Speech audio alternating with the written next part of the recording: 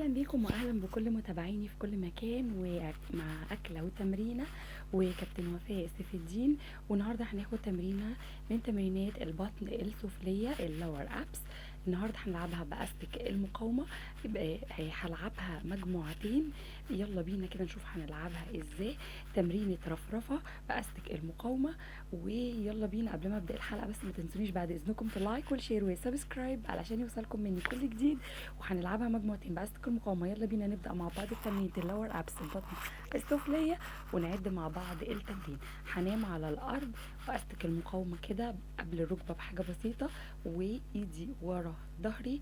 وهبدا ان انا اطلع برجل ورجل رفرفه زي ما انتم شايفين كده معايا واقول 1 2 3 4 5 6 7 8 9 10. 1 2 3 4 5 6 7 8 9 10.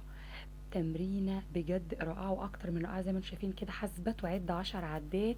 2 3 4 5 6 7 8 9 10. واثبت بالرجل التانية واقول 1 2 3 4 5 6 7 8 9 10. تمرينة من تمرينات الجميلة والمهمة.